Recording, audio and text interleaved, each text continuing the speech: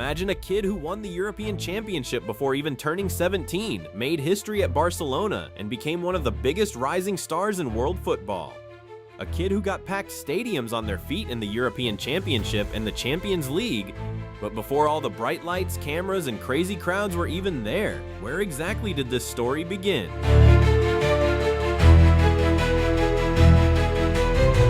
Today, I'm going to take you not very far away, but back about 15-16 years to the suburbs of Catalonia. To the little boy whose name nobody had ever heard, running after a ball on concrete courts with torn sneakers on his feet. To the little-known early years of Lamine Yamal. If you're ready, we're heading on a journey to the very beginning of a legend, back to the years between 2007 and 2014. The date was July 13, 2007, in a hospital room in Esplugues de Llobregat, near Barcelona, Spain. The first child of a Moroccan father, Munir Nasraoui, and an Equatorial Guinean mother, Sheila Abana, opened his eyes to the world. They named him Lamine Yamal Nasraoui Abana. Shortly after Lamine was born, the family moved to the city of Mataró, just outside Barcelona, specifically to the Rocafonda neighborhood, an area with a large immigrant population. Rocafonda wasn't a place of wealthy people and luxury villas. Quite the opposite. It was a tough, multicultural working-class neighborhood where people struggled to make a living and dozens of languages could be heard in the streets. Moroccans, people of Equatorial Guinean descent, Latin Americans, and immigrant families from all over the world lived side by side.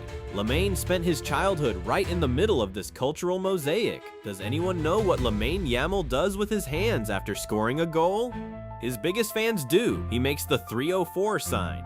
That 304 represents the last 3 digits of the postal code of Rocafonda, the neighborhood where he was born and raised. Even after becoming a millionaire and a global football star, Lamine never forgot the childhood he spent among those concrete apartment blocks.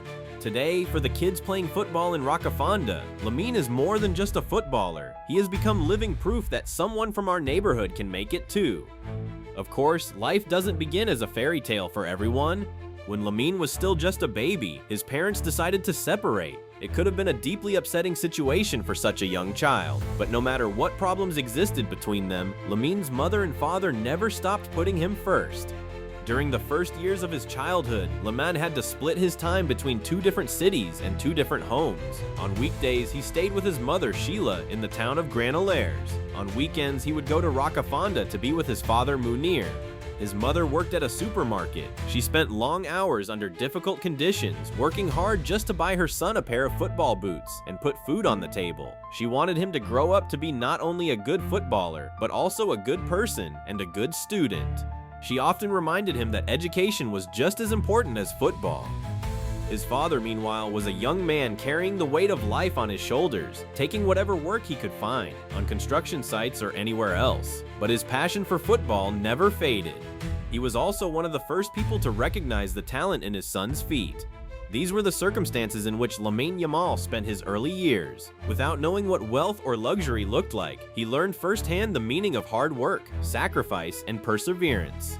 Perhaps the reason he appears so mature and so strong on the pitch today is the quiet struggle his mother and father fought during those early years. Now get ready for this. Lamine's journey into football didn't begin on the lush green pitches we all know.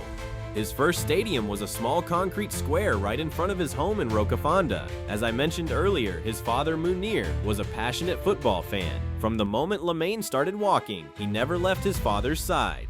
Whenever Munir went to play football with his friends, little Lamine would come along too. By the time he was just 3 or 4 years old, Lamine was already chasing a ball across that concrete ground. Surrounded by kids much older than him, he learned how to dribble using those hard plastic footballs. Neighbors who remember those days often say, Lamine always had a ball with him. Even when he was playing with his dog, he'd try to dribble past it. At home, in the hallway, out on the street, the ball was like a part of his body. And of course, how could we not mention that incredible photo that later took social media by storm? It was late 2007. As part of a UNICEF charity campaign, Barcelona players were taking photos with local families. By pure coincidence, a 20-year-old rising talent was photographed bathing a baby in a small plastic tub. Do you know who that young player was? Lionel Messi, who hadn't even won a Ballon d'Or yet and was only beginning his rise to greatness. And the baby in that tub? None other than Lamine Yamal. What an unbelievable coincidence, isn't it? It was almost as if the universe had placed a future legend into the hands of the greatest player in history while he was still just a few months old. Of course, neither Messi nor Lamine's family had any idea what the future held. That photograph sat forgotten in a drawer for years, waiting to be discovered. The years passed quickly, and by the time the calendar reached 2012, Lamine was already 5 years old, living with his mother in Granollers. He joined the youth academy of a local club called La Torreta. This was where everything officially began. On the very first day, little Lamine stepped onto the pitch wearing the La Torreta shirt. The club's coaches were left speechless. The way a child that young controlled the ball, used his left foot, and saw the game was anything but ordinary. Unlike his peers, he wasn't simply chasing the ball, he was reading the game like an adult.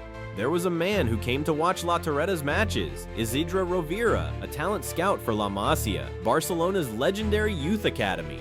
The moment Rovira saw this skinny, curly-haired kid tearing through defenders, he immediately picked up his phone.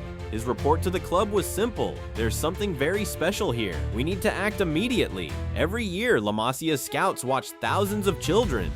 But some players stood out from the very first minute. Lamine was one of them. However, there was one major problem. Lamine was only 6 years old. His family neither had a car nor the financial means to take him to and from training in Barcelona every day. Determined not to lose such an extraordinary talent, Barcelona did something rarely seen in its history. The club agreed to cover all of Lamine's transportation costs, arranging for a private taxi to pick him up from home every day, take him to training, and bring him back afterward. Then came 2014. At just 7 years old, Lamine Yamal officially walked through the doors of Barcelona's La Masia, the most prestigious football academy in the world. This was no ordinary football school.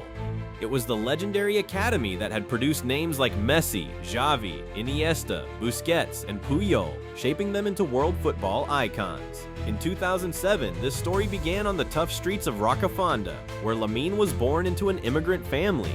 By 2014, that same story was entering a new chapter at the heart of the biggest football club in the world. But in reality, Barcelona wasn't just signing a talented child, it was welcoming a player whose character had already been shaped at a very young age. During those 7 years, from 2007 to 2014, Lamine Yamal experienced poverty, lived through his parents' separation, and scraped his knees on concrete pitches. But those hard surfaces made his feet stronger. The neighborhood tournaments gave him the street football intelligence that no coach could ever teach, and the hardships he faced at such a young age matured his character and deepened his love for the game. Today, billions of people are mesmerized as they watch him on the football pitch. But what they're really watching is the pure passion that little boy built up while dribbling past his dog on the streets of Rocafonda and dreaming about Barcelona during taxi rides. Because some footballers aren't born in stadiums, they're born in the streets first. And then they earn a place in the hearts of millions. So what do you think? Can this story, which began on the streets of Rocafonda, become one of the greatest stories in football history? I'd love to hear your thoughts. Let me know in the comments. Thank you for watching until the very end. Don't forget to like the video and subscribe to the channel. Turn on notifications so you won't miss the next episode of this series. Until we meet again in part 2, keep enjoying football.